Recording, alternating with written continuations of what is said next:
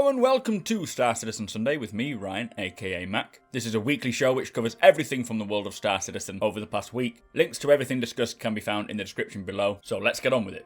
This week, we see what happens to an Adriss once it crashes into a planet. We see the new FPS cover system coming to 2.6, plus we get a little look at the Argo, which is flyable in 2.5. So I just want to kick it off with a quick 2.5 update. It is currently in the avocado phase, or the Evacotti as they are rightfully known.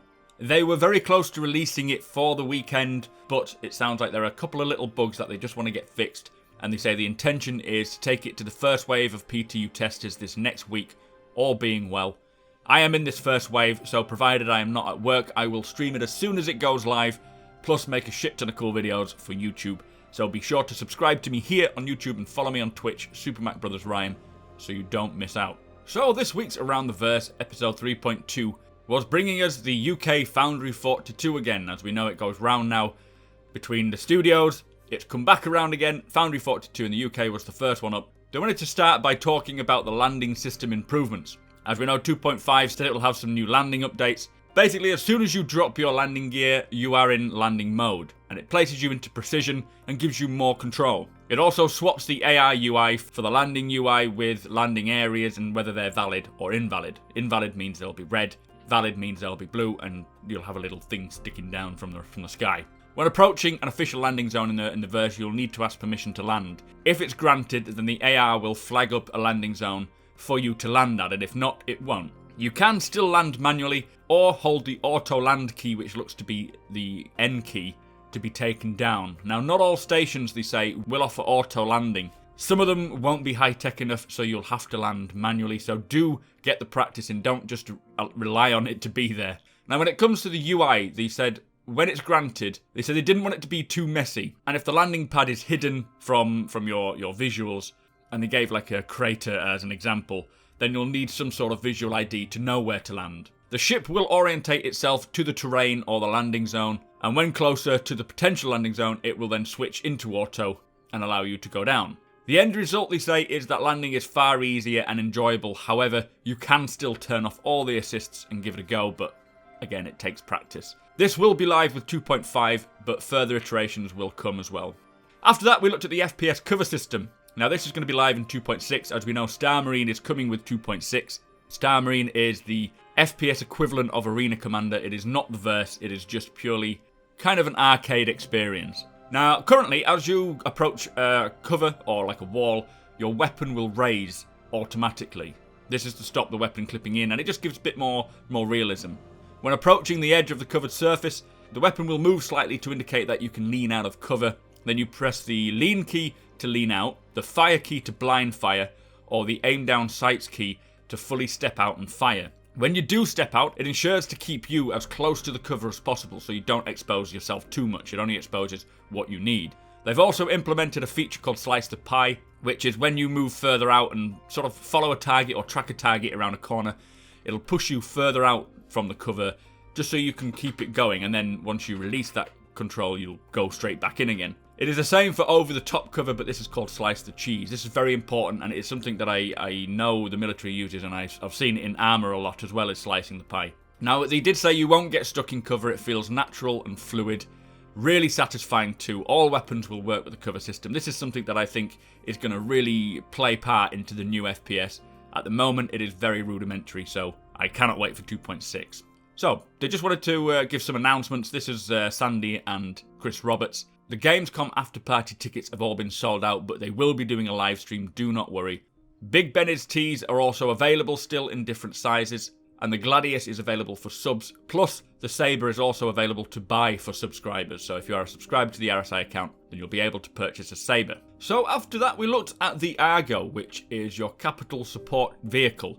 This comes with the Adriss, and it's also coming in 2.5, it'll be flyable in 2.5, so they just gave us a little introduction to what it looks like, and I must say it looks beautiful. So what will happen is the Adriss will fly to a location, say an asteroid field for example, and because it can't fly through the asteroid field because it's too big, you can then send the Argo in to explore. It can also pick up survivors, or if you have the cargo pod variant, you can stick a load of repair gear in, and if part of your Idris gets damaged, then you can send out the crew with the Argo to fix it up. It will have a mechanical arm to repair other parts of the ships, but that's not going to be for the live version. This is a bit later down the line. It's got no quantum, no weapons, and very little armor, so it's practically tethered to the mothership. It's not designed to go off alone at all, it's purely a support craft. Now it's got 3 pods, although 2 will be available in the first release. The first one is the cargo pod, which we saw in the Morrow tour. This is a little amount of cargo space plus 1 seat for an operator. Then we have the transport variant, which is up for 8 people. He says it's very handy when an Idris is in orbit. You can then send a crew down to a planet and just let them explore. And eventually there will be a rescue and recovery, which is unfinished pod. This will have sort of limited medical facilities, and so you can pick up casualties on the battlefield, then take them back to the ship for proper medical care, a bit like an ambulance. Now eventually the pods will detach or will be detachable. Currently they are all separate ships that you can fly. They also have a rear ramp to help with cargo as well. A very, very sweet little vehicle. I do look forward to flying this. Let me know your thoughts on the Argo. Anyway, most valuable post goes to Lord Bane for his SC Lorecast. Now this is a very awesome YouTube channel, plus he has it on SoundCloud, and it basically takes the lore and he just adds sound effects, music, other people to help with the narrative. It is definitely up there with the best. Now for the final part of Around the Verse, they brought us something very, very cool. It is the catastrophic damage of capital ships, and in particular it was the Idris. Now these big ships, and most ships, will range from 10%, 20, 30, up to 100% damage. This, he says, is at the latter end of it all. They say it's high-level plan to have fully explorable dead ships in space, plus on planet surfaces. Now this was R&D. This isn't exactly how it's going to be. He did say it will look a lot better than this, but let's get on to it. So, they wanted to achieve it for the PU, but also for the Squadron 42 story. They don't want to recreate everything from scratch, so they're pushing visual effects, lighting and shaders to create the effect instead. He says, when thinking about ship's damage, the first thought everyone seems to go to is fire, whereas in the real world, aircraft carriers, ships, oil rigs, they all have very advanced fire retardant systems, which are more than capable of putting out fires, so they wanted to make sure that they didn't just put fires everywhere. There's a lot of wet surfaces, and they're playing a lot with the lighting tech. They're sort of creating a dark, dead, slow mood when you're walking around it. Very much Ridley Scott films, they said, was a big reference for this, and Blade Runner. Now, in the terms of graphics, they say they're improving the lighting and in the crashed ships. They're adding volumetric features, plus bloom and layer flens when looking at brighter lights. And for the sort of for the final part of this whole thing, they did like an audio damage where the guy creates the audio for these ships through from, you know, perfectly pristine ship to 100% damage. So the audio will change as things start exploding. And he did a really, really cool fly-through, which is just incredible. And if you imagine exploring, looking for survivors, this is just going to be amazing. He says there's hundreds of individual sound spots for 3D audio. I will leave this just playing while you watch it, and the audio can be turned up. It is incredible. So here we are on the Idris, and obviously looking around, something pretty catastrophic has happened. So this is the audio design for a very damaged, crashed in fact, Idris, and we'll fly through the level now nice and slowly so you can soak up the ambience, and I'll keep the chat to a minimum.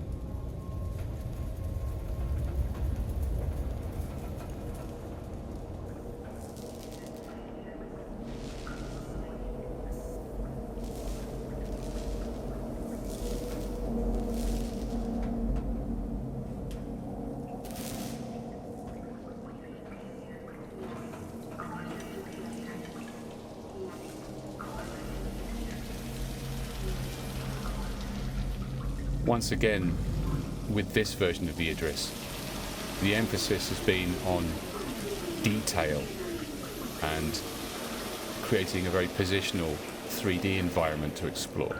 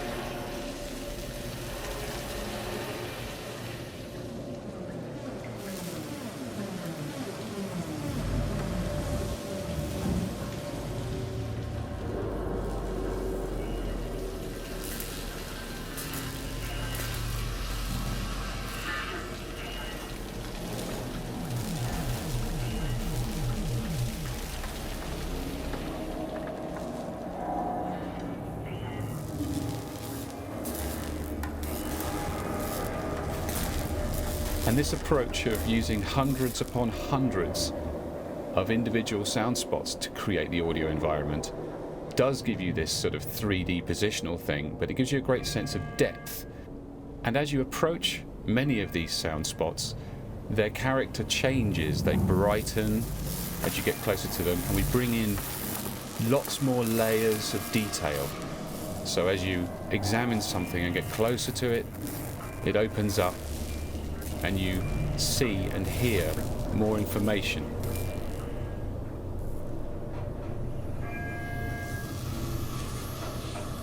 So just for a moment, let's remind ourselves what it's like at the other end of the damage spectrum on board the Idris on a good day. And you can hear that it's a pretty serene experience. It's a calm, gentle ambience. The ship's humming away nicely.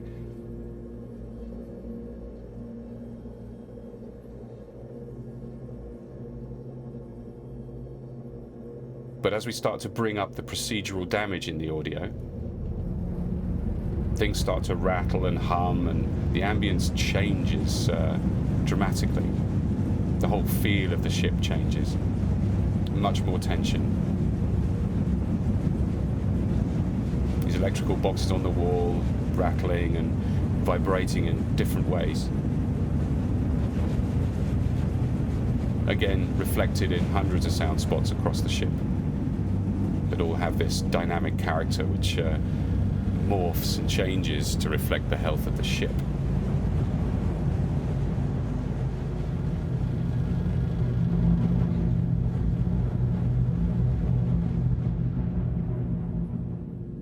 So right now, let's have a look back on the catastrophically damaged Idris.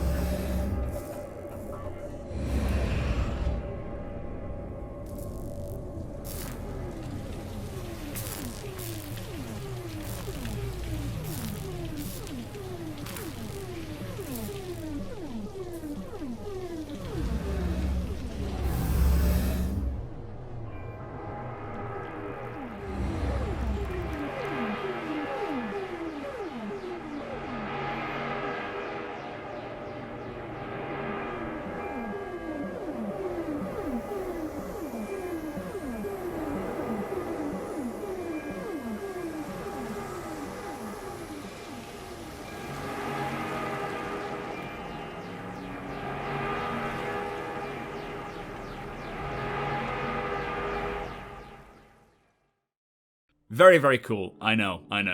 Let me know your thoughts. That damage is just amazing.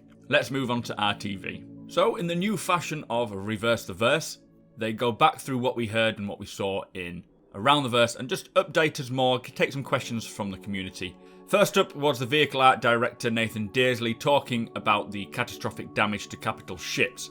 Now, they say there's always been a plan to have derelict ships, not only on planets or in space, but underwater as well, which just sounds incredible. They are planning to do this for every ship. The R&D still will look better than what we have seen, but what we have seen is 100% live in engine. So, the first question is the damage part a dynamic damaged ship system, or is it used specifically for genetic static wrecks? Now, it says the focus is towards more static, but never say never. Procedural damage is what we have seen already, where you can shoot the ship in it and it remains, but there's going to be 5 states.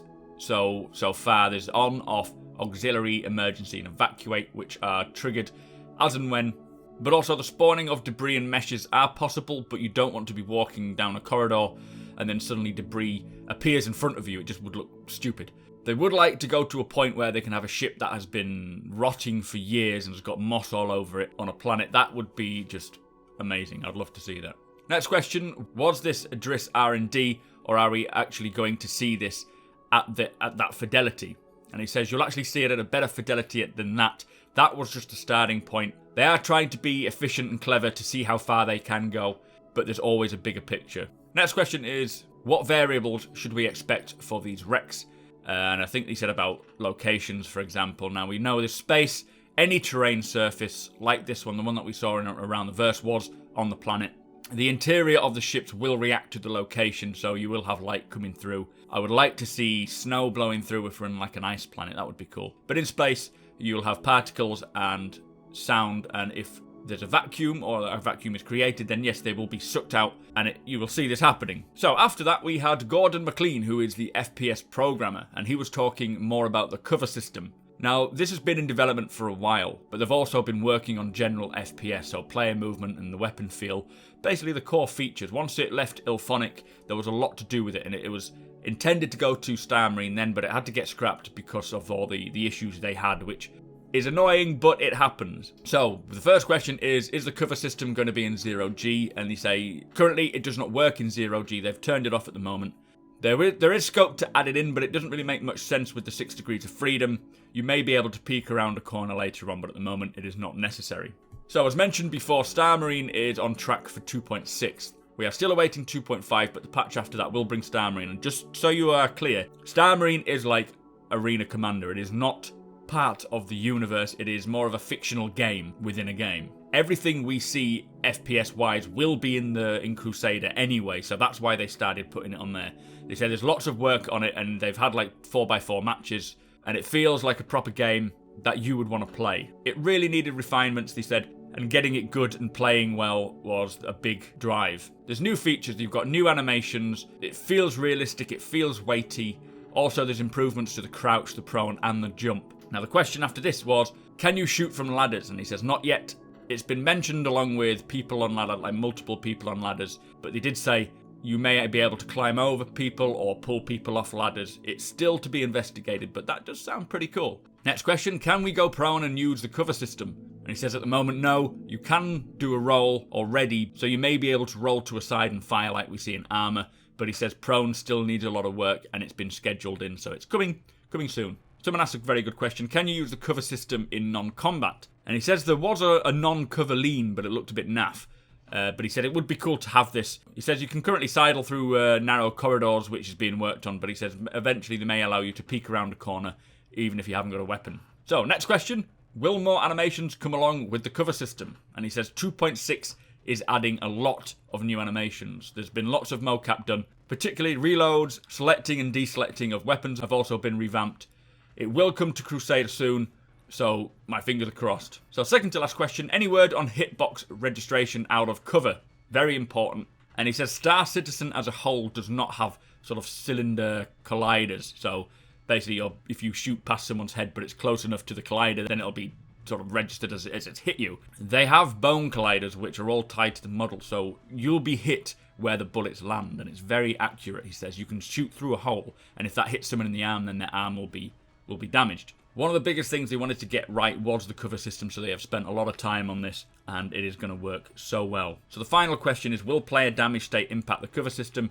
He says not straight away, but there is a new player health system coming in 2.5. He says things like vision blur and tinnitus, things like arm damage and bits and bats like that where you can no longer use a particular arm if you've been shot, will not initially be in, but eventually they will make it in. Anyway, very, very cool. Most excited for these new patches. Hype, hype, hype. Anyway, next week, he says, ATV is in Austin. Gamescom after that week, so there's not going to be another ATV for them. But they are broadcasting for the 5 days, plus they're live streaming the after party. Be sure to watch the live streams because they will be giving away a lot of stuff. Anyway, that was Reverse the Verse. Let me know your thoughts. So, also this week, we had a new work in progress post showcasing the Buccaneers development. Booty Call was back with the post titled Working Stiff. Adam Weiser introduced us to the Castra system in Lawmaker's Guide to the Galaxy. And finally, there is a monthly report which I will bring to you in another video later this week. I would just like to thank all of those who donated for me to go to Gamescom to the Star Citizen after party. We hit 85% of the target in one day, which is incredible, and then we got the rest shortly afterwards. Truly, thank you so much. I will make sure I get the best vlog out to you all, plus live stream from my phone while I'm there. If you are going, be sure to say hello. I don't bite. I may slap, but that's all. So, that brings us to the end of the show. Thank you for watching, and thank you to our subscribers, plus a massive thank you to our patrons, as you make this possible. If you like what we do and want to help us make it better, follow the link in the description to our Patreon page to learn more. They can tune each ship individually, so they are doing, and the closer that you get to a planet, the atmospheric density will increase. Told me about it. And then, lo and behold, Miserable drops in and starts fucking banning people.